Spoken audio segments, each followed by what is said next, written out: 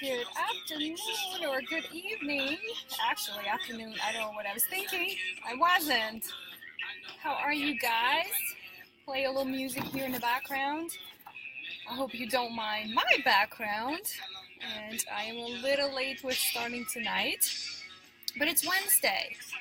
And what do we do on Wednesdays? We have money dates. So, how are you? I'll give you a few seconds to hop on, join the conversation. I'm excited. I've had a killer week. I wanted to share some things with you, and I want to see how you're doing.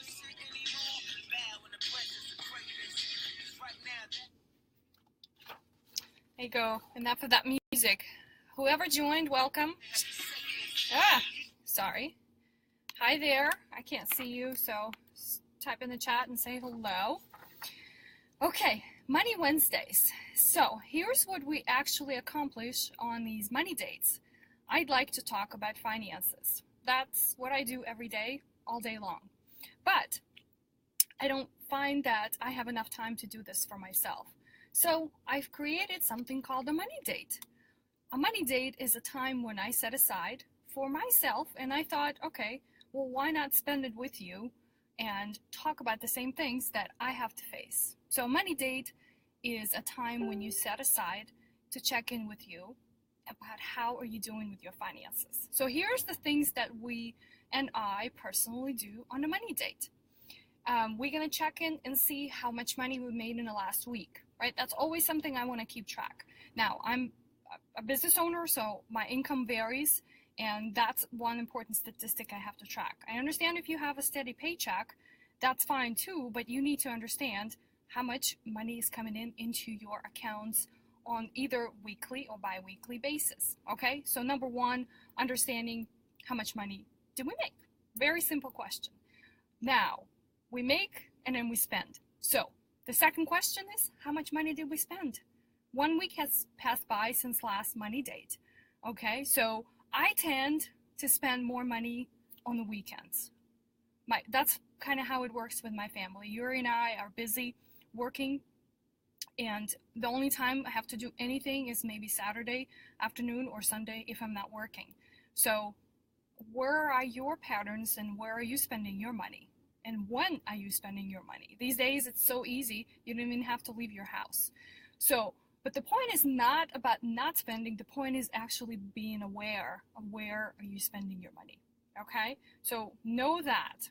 I don't know how you keep track of it, but one idea I have is maybe looking into your bank account, logging in online, or your credit card statement, seeing what have you bought in the last week. You know, it's one of those exercises where it's just like, it's refreshing. You know, it could be sad at times if you overspend. And I also have a savings goal. Right? So what is the savings goal and how close am I to that savings goal? So I suggest that you have that as well. Okay, so that is what Money Date is all about.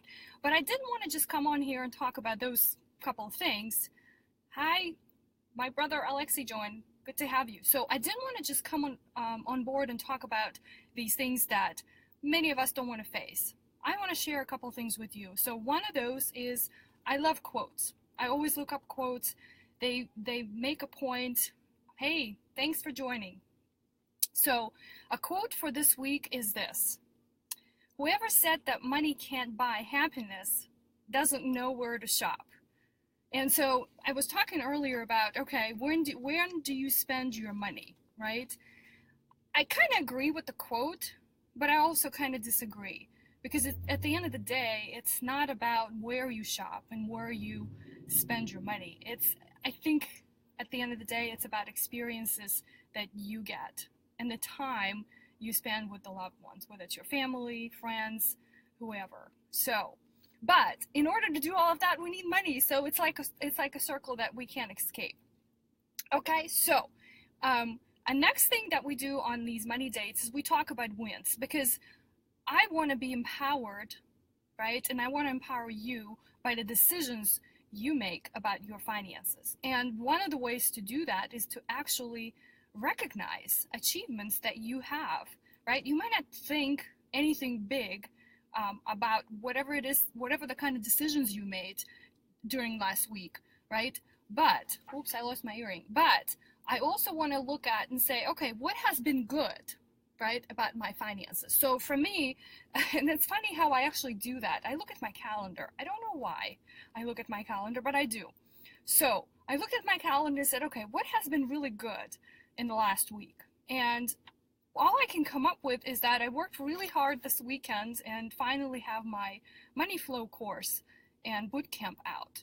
So it hasn't monetized yet, but at least thinking about a win in that direction is what I can brag about. So Alexi, what have been good for you in this last week? Anything that has to do with finances.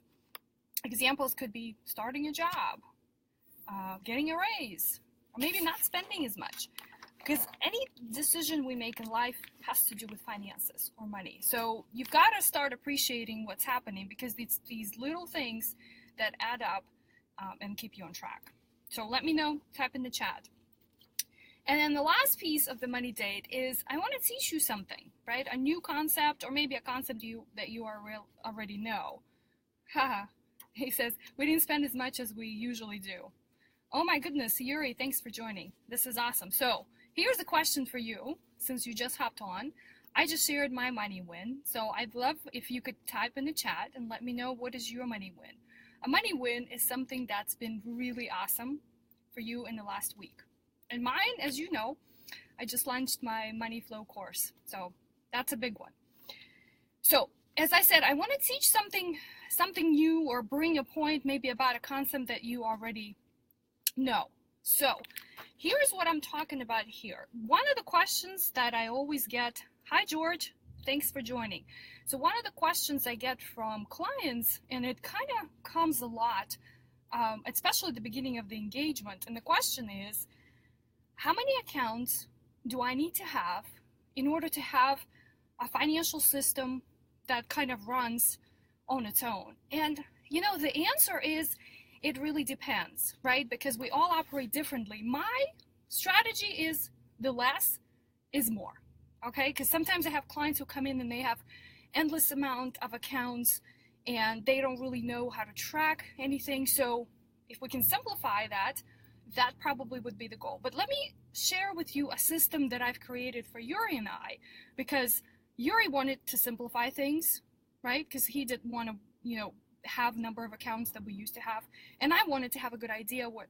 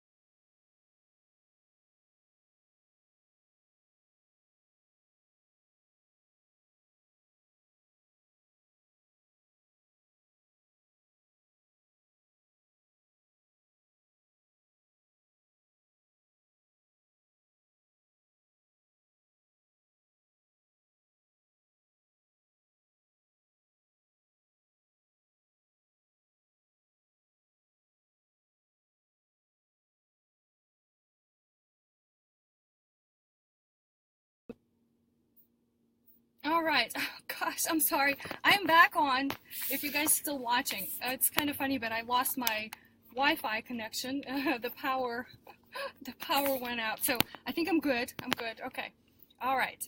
So I was talking about a system and how to simplify however many bank accounts do you need to have, and then why I feel like you need to have as few as possible because it makes your life easier. So Yuri and I finally decided, or I think I more convinced Yuri, that we need to have a system that has a clear structure. So here's what happens. We have two checking accounts, and first checking account is responsible for paying for our fixed expenses. Okay, so think of all the normal every month kind of bills you have, and when do they need to get paid. Okay, so that account gets a certain amount of money deposited into it every month, and that's all we have to do. We don't even have to worry because all the bills are set to be paid on auto pay. So we call that our fixed expense account. The second checking account is what we call a variable expense account. So things like eating out, buying coffee, going out to lunch, shoes, clothing sometimes, right? So that account is responsible for paying for those expenses. We also have a debit card that is attached to that account, okay? So that's it. So when we get a paycheck, and it happens that we set up our system because we have two businesses, that we get paid once a month, and then whatever each of our accounts needs to have as far as dollars goes, that gets deposited from the paycheck. And that's it. That's all we have to manage. Now, we also have a credit card, what we call a family credit card, that we use, and we started to use more of that once we kind of get a hold of our system and we're sort of responsible spenders, right? So we started to use a credit card to pay for our variable expenses because we wanted to get miles so we can go to Hawaii, for example, which we're going on next month. So a credit card, after a while, replaced our second account, which was designed to pay variable expenses. Now, something else that I advocate for all of my clients is having an emergency fund, okay?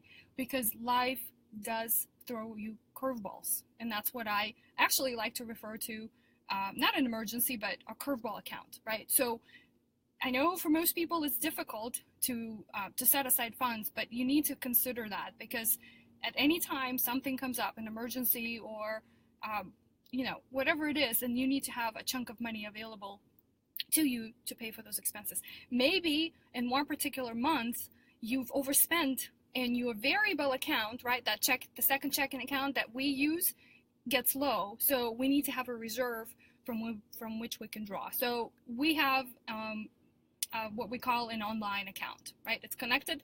It's kind of like it's here on the side. It's removed from the overall spending, but it's really easily connected, and so that we can transfer funds to it easily. Here's a question. So what percent of your check should go into? Okay, so percent of your check, it's kind of hard to determine what percent of your check, but here's a rule of thumb that I would like to use. So once you identify what your fixed and variable expenses are, so basically what you spend per month, figure out what it is total in 1 month. So the recommendation for an emergency fund is 3 to 6 months worth of your expenses. So if your total expenses are, let's say, $5,000 a month, then you need to at least have $15,000 sitting in your emergency account, right? So now, if you're starting from scratch, how do you get there? I recommend saving as little as $100 if that's all you have left, or you make saving a priority, okay? You save first, and then whatever is left over from your paycheck, you get to spend on the variable expenses. So it becomes one of those extra bills you have to pay. So it's not an exact percentage because everybody's pay dates vary, everybody's expenses vary, and everybody's income, but the target should be at a minimum 3 months worth of expenses. Now, if you have a mortgage, you're probably looking more on the higher end, thinking about a 6 month, because what happens if you lose your job and you have a mortgage to pay, right? It's a little easier when you rent, but still. So I hope that answers your question, okay? So, and the last piece I wanted to mention, and this is kind of has to do a little bit more with investment accounts, but again, those are really depends on the type of account. So a lot of us have 401ks, IRAs, savings accounts, and things like that. So the general advice I can give right now, and again, that idea that the less is more, if you can consolidate your accounts into one financial, under one, umbrella of one financial institution, that's probably my best recommendation. And then you kind of have to see, does it make sense, what, as far as what fees you're paying inside those accounts, and how the actual investments are, as far as diversified versus not diversified. Hi, Laura. Thanks for joining. Oh, gosh, glad to have you. Hope all is well. So that is what I was just describing to you guys is actually my money flow system. So that's the idea that I've had for a while. Yuri and I have been actually living it.